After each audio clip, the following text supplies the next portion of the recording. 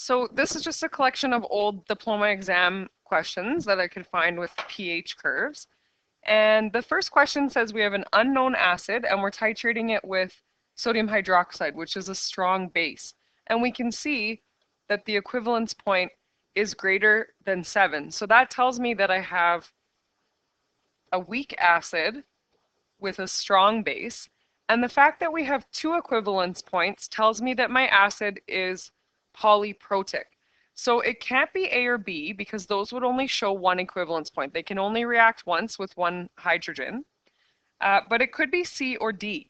So the difference between these two, if we check in the data book, H2SO4 is a strong acid. So if I had strong acid, strong base, my equivalence point would be at 7. But since it's greater than 7, we know that it's got to be a weak acid, strong base. So the answer is D. Next question.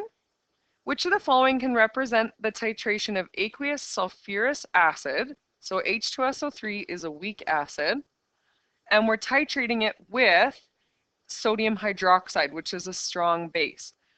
One thing we can do right away is narrow down our answer. So there's kind of 2 things you can look at here. H2SO3 is a polyprotic acid. It has 2 hydrogens, so it can react twice, which means that our graph should see 2 equivalence points. So it's not going to be C or B. The other thing to note is that the acid is my sample and the titrant is my base. So the sample pH, because it's an acid, is going to start out low, so it won't be A. This is showing a high pH. The correct answer is D. For this question, we have the titration of oxalic acid with potassium hydroxide. So we have a weak acid, strong base.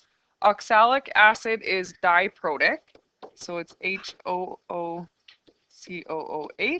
So it can react twice. That's why we're seeing the 2 equivalence points.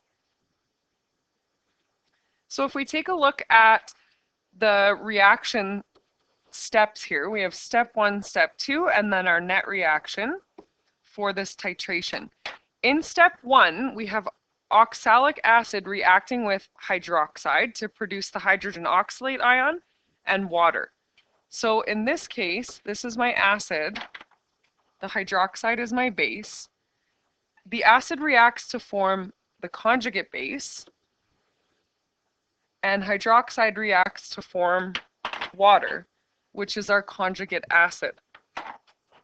So this forms a conjugate pair. The question said, what's the conjugate pair that occurs at step 1?